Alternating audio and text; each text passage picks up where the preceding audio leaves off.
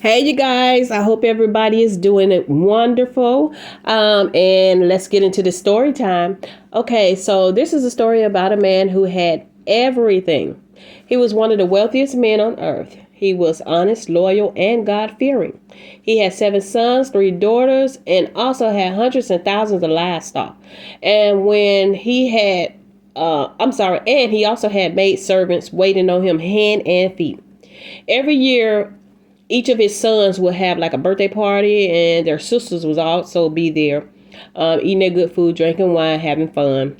And every morning, the kid's dad, whose name is Job, would get up, start praying for his children that they may have sinned and cursed God in their hearts. Not necessarily with their mouth, but in their hearts, based on what they did in their lives. God loved Job. He gave Job everything. Job had the utmost respect for God. He loved God just as a child loved their parent, their mother, their father. He loved Jesus Christ with all his heart. He was loyal to God. Jesus Christ is king. Okay? He's well known, loved, respected by many. He lives in heaven in a big, beautiful palace with a driveway made of gold. In heaven, there is nothing but peace, love, and happiness every day and all day. Now, one day, God, we're going to say Jesus Christ, we're going to call Jesus Christ JC, okay? He got a visit from his angels. And y'all, Satan was with the angels, okay? So Satan is always, we know, nasty, low down, dirty, evil, everything you can describe in disgust. That's Satan. He never does anything good. God asked Satan, "Hey, serpent, where you come from?" And Satan said, "Well, I've been up and down Martin Luther King trying to see which one of your folks I can, your so-called loyal folks I can get, steal, deprive from you." JC said to him, "Yeah, man, some are loyal to me, and some say they are, but do what they want to do instead of doing what I tell them to do." But did you see Job? So Satan was like, "Job? No, I don't know Job." So now God has let him know that Job is his best worker. He's an upright guy. He don't like evil. He don't do no stealing. He don't lie. He don't do none of that. And he's loyal to God. Nothing will cause him to go against my word, God said to Satan. Not even his own children. Now, we all know, come on now. We all know how parenting is. Ain't nothing finna turn us away from my kids. But you know what? If you love God and you trust him 100%, then God comes first and foremost in your life above anybody. And that goes for your children. So God said that Job wanted to choose his own children before him, And he come first in his life. So here goes Satan with his old nasty low down behind self. Well, of course he's loyal to you, JC. You gave him everything. I bet if you took it all away, he wouldn't be loyal no more. So JC said, "I tell you what, old Satan, old serpent, tell you what, I'm going to let you try him. But you better not touch a hair on his body." So Satan was like, "Okay, bet." And honey, he went to work. Back on Martin Luther King, he went trying to destroy Job. So one day, Job's son and daughters was feasting and drinking wine at the oldest brother's house. Out of nowhere, a messenger came and told Job his ox and donkeys were walking around, eating the grass nearby, and the Sabians attacked and ran off with him. And they killed some of his servants. So as that messenger was still there, another messenger came up and said, "The fire of God fell from the heavens and burned up the sheep, and more of his servants was killed." Meaning, his maids and servants, maid servants and all. Another messenger came up while they was there and told Job while the other ones was still there and talking. Say the Chaldeans raided the camels and ran off with them. Also killed the rest of his servants. Lord have mercy, Jesus. Y'all, another messenger came while they was still talking and telling Job everything, they were saying. They said that this last messenger said your sons and daughters were having a party at the oldest son's house, and a mighty wind, something like a hurricane, I guess. It just said mighty wind struck the four corners of the house. The house fell on all four corners, and all the children dead in the house. Then, it was only then that Job got up. He tore his robe. He went and shaved his head and fell to the ground and started worshiping God, thanking God. He said, I was born naked and I'll leave this world naked. The Lord gave and the Lord have taken away. May the name of the Lord be praised. Now, this got to be a strong man to have all of this happen like this, and then all of your children died in the house. Good God Almighty. Who? Anyways, after everything has been taken away from him, he did not sin by blaming God. He still had his integrity, and he was still loyal to JC, Jesus Christ. Another day, an angel came before God. Satan came with him again. So Jesus Christ said to Satan, you again. Where you come from? Satan said again, well, on Martin Luther King again. And so Jesus Christ said, I let you ruin Job without any reason. Now what do you want? Satan said, okay, skin for skin. I guess because that didn't work, because he still praised God. So skin for skin, Satan told JC. A man will give all he has for his own life. He would definitely curse you then. So God said, alright, I tell you what, I'll let you put your hands on him, but you better not kill him. Oh, baby, Satan know he was a happy-go-lucky then. He went off back on Martin Luther King. He went, and baby, he went to do the do. So it was almost like he just put a curse on Job. Because Job started getting these old painful sores all over his body. Sores came from his feet all the way to his head, y'all. Good God.